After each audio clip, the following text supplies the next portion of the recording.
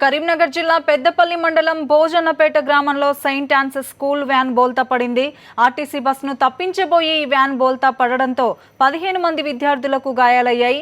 Van బోల్తా పడిన వెంటనే స్థానికులు గాయపడ్డ విద్యార్థులను స్థానిక ఆసుపత్రికి తరలించారు. దీనికి సంబంధించిన వివరాలు మా కరెస్పాండెంట్ విజేందర్ అడిగి తెలుసుకుందాం. విజేందర్, గాయపడ్డ విద్యార్థుల పరిస్థితి ఎలా ఉంది? ఈ బస్సు బోల్తాకి సంబంధించి పూర్తి అప్డేట్స్ ఏంటి?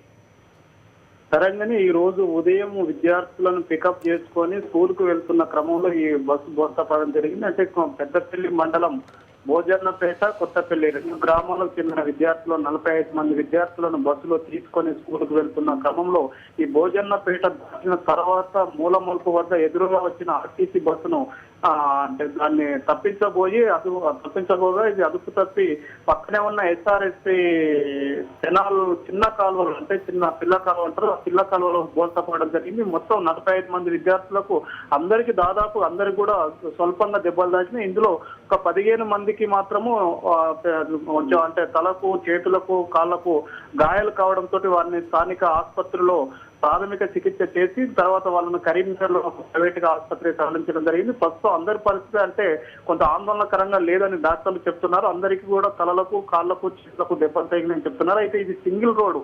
ఈ భోజనపేట నుంచి కొత్తపల్లి నుంచి పెద్దపల్లికి వచ్చే సింగిల్ రోడ్ లో ఎదురుగా వచ్చిన బస్సు ఈ ఇద్దరు డ్రైవర్లు కూడా నిర్లక్ష్యంగా వివరించారు. ఎందుకంటే ఎవరన్నా ఒకరు రోడ్డు దిగుతారనేది భావించి వీళ్ళు ఇద్దరు కొంచెం స్పీడ్ లో ఉన్నారని చెప్తున్నారు విద్యార్థులు. అయితే ఎదురుగా వచ్చిన బస్సును వస్తున్న ఆర్టీసీ బస్సును తప్పించేందుకు దగ్గరకు వచ్చిన తర్వాత ఆయన సడన్లీ బస్సు డ్రైవర్ కిందికి దింపడంతో అది అదుపు తప్పి రోడ్డు కిందికి దూసుకెళ్లి చిన్న కాలువలో పడిపోవడం జరిగింది. మొత్తం విద్యార్థులందరూ కూడా స్వల్పంగా దెబ్బలు తాకిన జరిగింది. తరంగిణి.